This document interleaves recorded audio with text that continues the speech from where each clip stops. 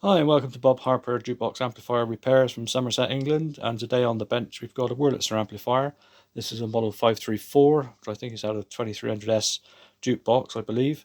It's coming to me with faults and for repair, not for full refurbishment. So I've gone right through it, and it did have a surprising number of things that needed doing to this amplifier.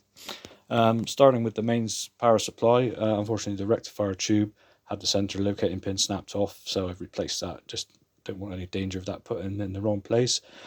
The drop-in resistor here for the HT, one section was open circuit. I put another resistor under the chassis to replace the broken section. I mean, I would normally, if I was doing a restoration, replace that resistor.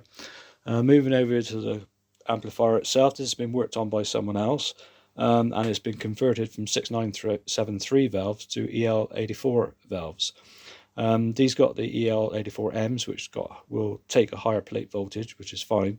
Unfortunately, it didn't rebias it, so the bias was really cold, and the amplifier would have had much reduced bass response and pretty distortion, I would imagine, at high volume levels.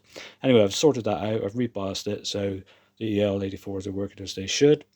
Moving on down the amplifier, it was very noisy. It had a very microphonic valve there, which obviously I've replaced, and the other one as well.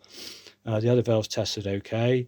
It also had a lot of noise on the input stage of the amplifier, a lot of rustling noises that you get with sometimes capacitors, sometimes resistors getting noisy. On both channels this was.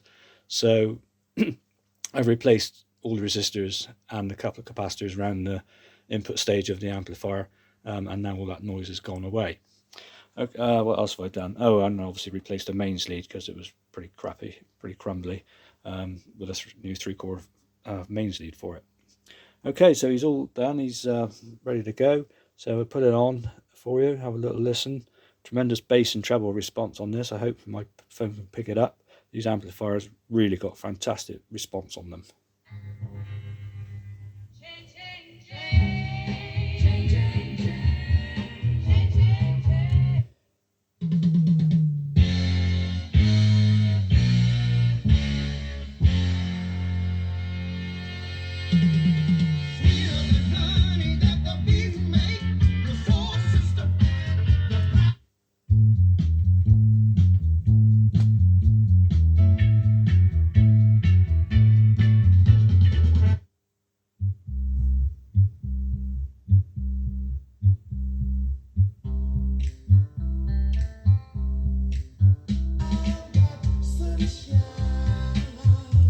Okay, I'll pause it there before I don't get any more copyright strikes. Obviously, also needed doing was the AVC and the squelch circuit wasn't working at all. I've replaced the capacitors in that. So now the AVC and the squelch circuit is working as it should. So that enables me to, with the iPod, just put it on. Normally I've got to turn it up for those bass notes at the beginning of the tracks. Of course, this one's got AVC, which will ramp up and down the volume in step with the music, or slightly behind it actually. There's a few seconds are a bit slow, but it does do the job. Anyway, it's all done now. I can leave him on test for a little bit longer, and then he'll be ready to go back to the customer. Okay, thanks for watching. I think the next amp on the bench I believe I've got coming in is another Balami out of a Super 40. Okay, thanks for watching.